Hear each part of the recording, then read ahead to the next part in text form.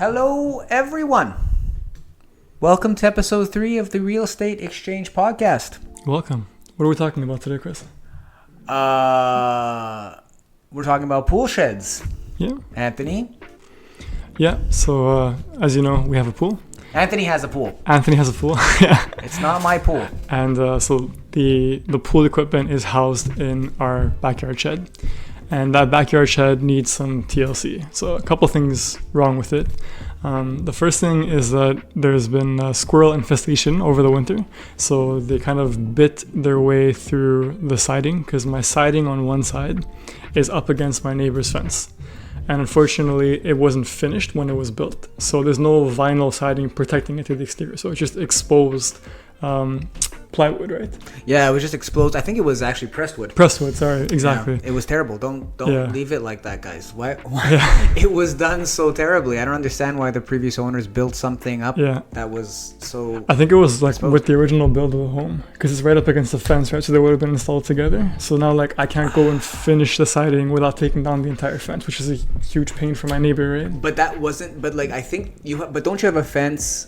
Isn't there the pool shed and then the fence beyond it? That like the pool siding is the shed siding is not your fence. You know what I mean? Right, but it's up against. Right, but I don't think it was. I think that was added after, man. Who knows? Yeah, who knows? Up in the air. Yeah, 20-something years ago. So somebody knows. Somebody knows. Yeah, and he's long gone. He's long gone. Or she. Anyway, so that's the problem. We had some squirrels living in the shed throughout the winter, so they kind of like destroyed everything. They ate all of our like pool equipment and noodles. They kind of pooped all in there. Yeah, it was a bit messy opening up the season. So what we had to do was patch the hole, obviously, and since we can't practically patch it from the outside because, like I said, it's up against my neighbor and I's fence, we patched it from the inside. So what we did is, go ahead, Chris. So here, we're in Anthony's pool house, and you see here like we have gigantic gaps where squirrels like bit through the pressed wood here.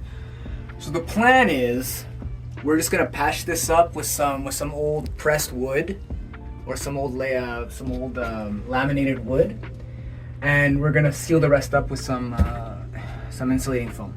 So we'll see how that goes.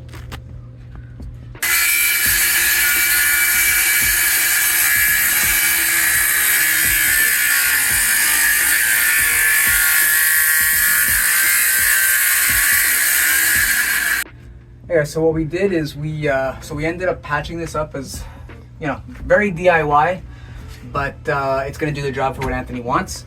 So here you see we have a piece of 2x4 here, sealing up the big gap that we created by putting in this piece of laminated wood. Now we're gonna seal it up with some expanding insulating foam, and that'll be it. Yeah, that's best to shoot in a gap like that. Yeah.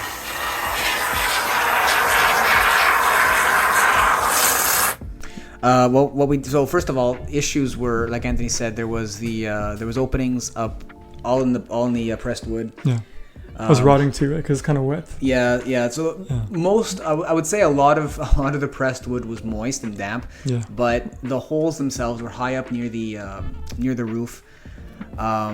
So what we did was we took some wood. Anthony had some old wood lying around. Yeah. So we didn't spend too much money on this fix, guys, but works just the same. And again, the whole thing is not done properly, I would say, to begin with. So it's very much a DIY patch job. Yeah, we're not going to reinvent the wheel here, guys. We're not going to take down walls and everything. We're not rebuilding the shed. It's not worth it. Yeah. So Anthony had some wood lying around. So we did is we took that wood and we just cut it to size. We cut it to size. Yeah. I roughly measured what the size of the patch would be, and I put it up behind. So basically, there's the frame that's there's a joist that's kind of vertical, and then you have the two pieces of press wood that were kind of ripped apart, basically. So I kind of shoved the wood behind the frame, and it was actually being held kind of spring loaded by the pressed wood. And screwed that in, and we bought some insulating foam. Yeah, the expanding foam for big gaps that you use for like insulation and stuff under your in your windows and stuff. Yeah, and we used that to fill the gaps. And there we go. Bada Yeah. boom, bada bing. That was more or less it. Let's hope it holds. We'll see if the squirrels can eat through the foam, the insulation foam. I'll let you know not. next year. I hope not. If they do, they'll Yeah. they're gonna find dead squirrels. Most likely, yeah. That can't be organic. Right. That can't be healthy. The squirrels themselves are organic, though. Okay. People eat squirrels. Yeah. Yeah, I mean, Probably tastes like chicken. apparently pretty good too, from what I've heard. Okay. I Um, mean, they're rats with furry tails, right? I mean, yeah, apparently their tails are like really fatty and stuff. So apparently they're pretty good, is what I've heard. I don't know. I could be Okay. getting mixed up with some other rodent, but if you've had squirrel before, comment below. Let us know. let us know. Let How us does it know. We're taste? curious. What else? Okay, well let's backtrack here though. So in Anthony's shed, houses his pool pump. The pump and the sand filter. Yeah, so we had And an the episode. chlorinator. So you would have noticed in episode 1, which was just called pools, Yeah, pool opening. pool Forgot opening. what we called it. Yeah. You would have noticed Anthony. We filmed Anthony in his shed, and we have some B-roll of Anthony talking about his pump and everything. Yeah. And so that's where his pump is, and all the other associated equipment. So you have the chlorinator, Chlorinator. Yeah. and there was something else as well. There was like that filtering thing. No, am The I? UV light. The on the pipes? maybe, yeah, sure. Maybe. Yeah. There's that. There's a bunch of stuff, guys. Anyway, a bunch of stuff I don't really know about. And so that's what's in Anthony's shed. Also, Anthony uses it to house like all his rakes and his vacuum Yeah. and the pool vacuum. It's like my garden shed. It's Two, like your garden- two for one, right? Right. So you don't have a separate shed. Anthony keeps all his stuff in there. Yeah. Really practical space. Honestly, the whole DIY-ness of it kind of makes it. I was gonna say makes it approachable, but what I mean to say is sometimes things are so nice and pristine that you kind of don't want to modify them anyway. Like, so I'll give you an example, guys. So I had a shed. I used to have a shed, and it was a plastic pre-assembled shed. So you kind of like a Lego shed. You build it, and I couldn't really do anything to modify it because I felt like I would ruin it because it was so kind of nice. But Anthony shed, I mean, you'll see images of it up and around the episodes, but you could kind of see how the DIY-ness of it makes it so that like you can kind of just like if you wanted to hang something specific, you don't feel worried to just like screw in a bracket somewhere. Yeah. It's a little more modular. I guess. Little more, yeah. Like it's kind of nice, you know. I don't know what the word is here, but anyways, it's practical. Is what I'm saying. You don't have to. It's not pristine. You're not worried about like, messing it up. Let's say. Yeah. So yeah, so Anthony has all this stuff in there. And yeah. So what was the other issue? Yeah, so the first fix was the holes from the squirrel infestation. The second fix was this is about a 25-year-old shed now, right? And, anywhere there's water, there's no such thing as a perfect system. So, water drips. And, like you've seen our pool pump, it's very old. So we have to like manually prime it when we open. See video 1 for that. And because of that, water kind of splashes around and gets wet. The flooring gets wet. So the flooring underneath the shed was quite rotten. Okay, so 25 years of housing pool equipment with water. So like the floorboard itself, the stuff was very rotten and creaking. So when we put weight on it, it was quite dangerous, right? And below our shed is about a 2-foot drop. It's a little bit of a danger, like a risk hazard for us, right? So what Chris and I did to fix that is we pulled up the rotten steps. We pulled out and cut out the rotten plank of pressed wood right underneath, like supporting the floor. We brought it down to the 2x4s, right, the support, and then we just installed a new floating floor on top of that to give it more structure and more security. Yeah, because I mean, obviously not the ideal fix. Yeah. But Anthony just had some floating floor hanging around, and we're like, guess what? Well, that's meant to hold load, and it's semi-water resistant at it's least. the engineered hardwoods, right? So they've got some treating on it. Yeah, so you drop your wine on it in your house and it's easy to clean, right? Yeah. Kind of thing. So, Exactly. So it's not perfect, but it's honestly it does the job, and like it was easy. It looks good too. And it looks good. Yeah. I mean, not that the aesthetic was the reason. The goal, yeah. But Sure. no, like listen, guys. Like again, it's not a perfect thing to begin with, so Yeah. use what you got. It was efficient. Like an hour or two, everything was done, right? Yep. Yeah. Yeah, cleaned up everything. Problem solved. Problem solved. Yeah, didn't break the bank, right? We Didn't- spent like $10 on the spray foam. Yeah. And that was pretty much all we needed, right? And I some think nails. and some screws. Yeah. Some screws, yeah. Yeah, some screws. We got some deck screws. That was it. Yeah. You ready?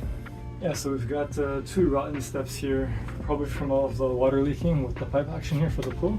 So we're just gonna take them off, replace the steps, quick and easy job. So pretty much there was a rotting step over an old wet rotting frame. So rot on rot. We're falling through and we slept and put weight on it. Well, that's pretty bad. This is what you get when you buy a house and they cover things up.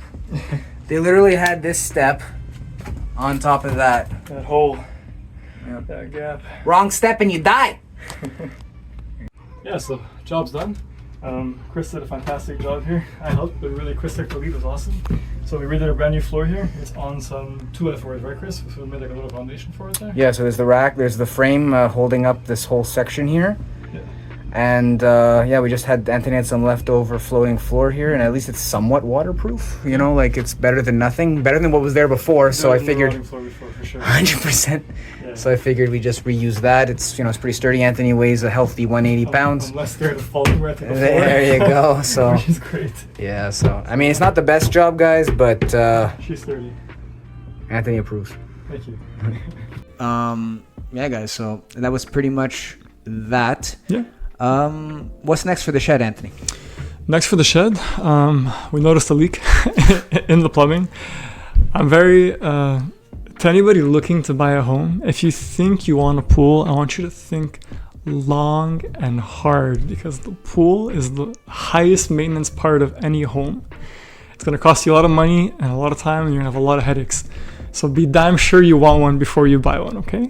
It's coming from the pool master here. Yeah. So, Anthony, before he bought his house, he's like, guys, I want a pool. Guys, I want a pool so bad.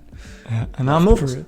So, And there you go. And you don't know Yeah. until you've had one, yeah, right? live and learn. Live and learn. So anyways, now we have a small leak, and I mean like it's a really small leak. So at the joints where 2 pipes come together, it's actually my coordinator and just my return line.